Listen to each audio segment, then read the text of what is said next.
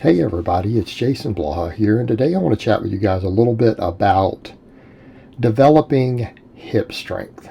And not everyone has access to a wide variety of specialized equipment. I have bought large amounts of equipment for my home gym to facilitate this because I need it for my sport. But I think people forget that hip strength is actually extremely important for most sports, right? Anything to where you need to run, jump, or kick. Okay, any of those things, which comprises a significant number of sports, right? I mean, it even includes swinging a bat. It includes swinging a golf club. Okay, hip strength and hip power are important. And while I would say things like my reverse hyper help, I would say things like my glute ham raise even potentially help. Those are specialized equipment that not everyone has access to, but most people do have access to barbells, right? Most people can get bands and maybe to a limited degree chains, right? You see chains at more gyms than you'll see a reverse hyper. And I would argue that the reverse hyper, again, is very valuable for this, but not everyone's going to have it. So what do we have available? Well, high on the list is going to be box squatting. Box squatting and box squat variations done with a wide stance. The wider the stance, right? The wider the stance, the more hip strength you are going to develop when box squatting. Now, we're not just talking about rep work because no one does rep work for extended periods of time, right? Unless, again, you're not on the programming that I recommend. I don't keep my clients on 5s and 6s and 4s on the box squat for very long periods of time. We go over to max work and speed work. But the point is wide stance box squats. And people need to remember that the box squat will build more power in your hips than other styles of squats. Number one, just the nature of unloading on the box requires you to use the hips to explode. The rate of force production is enormous. You're going to get more hip involvement by default. And yes, it will even beat pause squats for that. But what you also need to remember is that the stance width matters. The wider the stance, the more hip. Okay, the wider the stance, the more hip.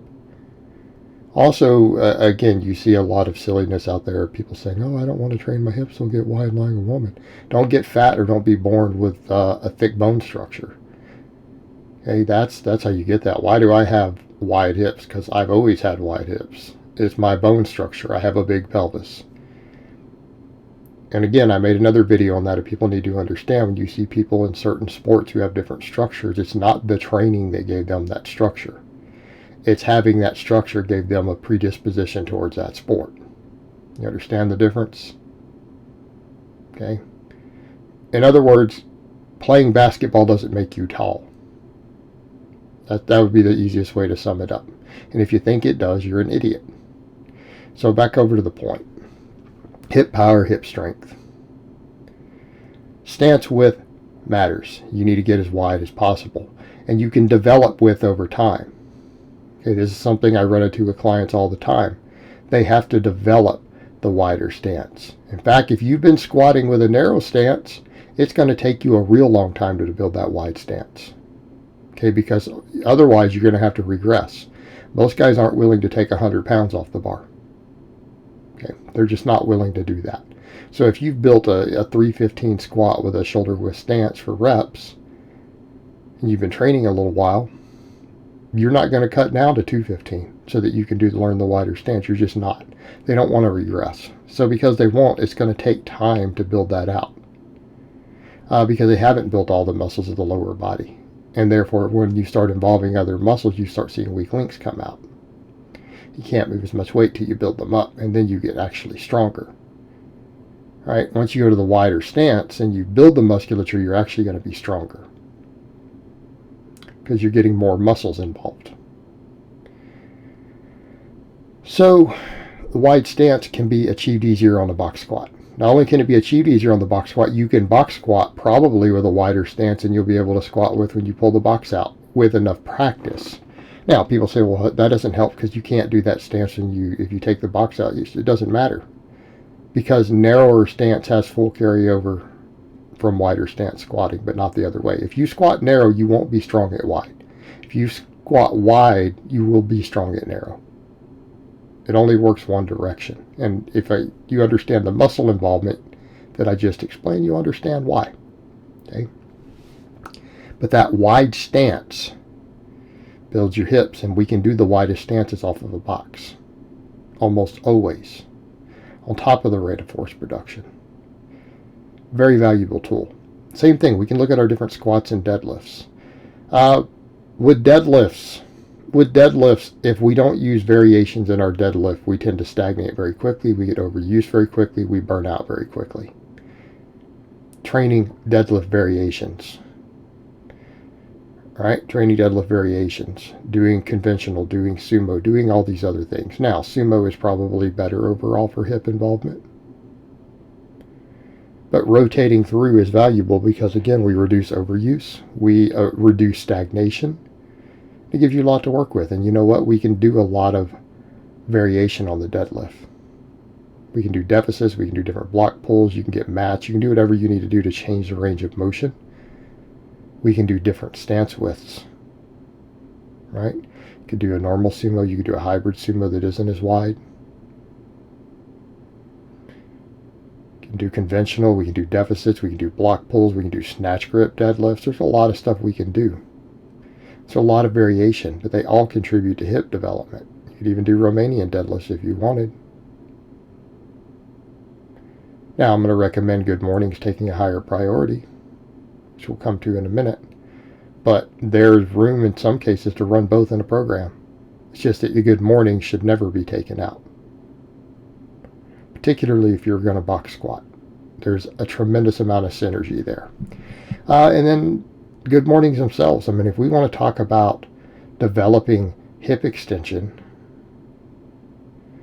the good morning, it is one of the best hip hinges, arguably from a stimulus to fatigue ratio, the best hip hinge you can possibly do. Have a tremendous amount of variation, but if you want to get really good at hip extension, you need to go heavy. But you know what? We can do variation. People say, what do you mean I have just one barbell? Well, most gyms are going to have more than one bar. You'd be surprised. Be surprised how many different bars you can find that will carry over to good morning. Safety squat bars, buffalo bars, cambered bars. Hey, these things all are useful. Gives you variation. You can use many bands over a good morning to completely change it. Again, if you want to avoid stagnation, you want to do a lot of different good mornings. Rotate through them. Again, reduce your chances of injury because you want to push this lift really, really hard. Even having a couple sets of mini bands you can hook up. Because you can hook those up to even plates or dumbbells if you have to. Gives you different lifts right there, even if you're stuck with one barbell. But I promise you, a lot of gyms have more than one bar if you look around. See what other bars you can come up with to use. You'd be surprised. Your gym might actually have if you look. And at home you can always buy more barbells. In fact, you should have several barbells. Chains, same thing. Chains. You can hang chains over it, give you some variation. Even if you don't have that, you can do normal good mornings. You can do them off of pins. If they've got safety straps, you can do them off of chain or sling supported like I do. Okay? We've got a lot of different variation you can do there. This is the key to building powerful hips. Okay, this is one of the keys. It's going to be box squat variations, deadlift variations, good morning variations. For most people out there, that'll handle most of it. Now, are there benefits to adding other things? Yes. Are you probably going to want to do other things if you're trying to get to elite strength numbers? Yes. You can build your foundation just to be a good athlete and have powerful hips off of those things that I just listed. Okay, you can do a lot with that stuff. And then when you start incorporating your plyometrics and other stuff, it takes it up another level again. Because if you're going to be an athlete, you're probably going to be doing some plyos. You're going to be doing some jump work. I do. Because I need to be athletic. Right? I'm over 40. I can't be unathletic and continue to do strength sports and powerlifting. We have to get more explosive. We have to, because we start losing speed otherwise. Particularly with every decade that you're in the game. So even I do all that stuff. So of course you're adding all that in, right? If you're trying to be athletic, you will. Alright guys, well that's really all I have to say on that today. I hope it's been informative, and I will talk to you guys next time.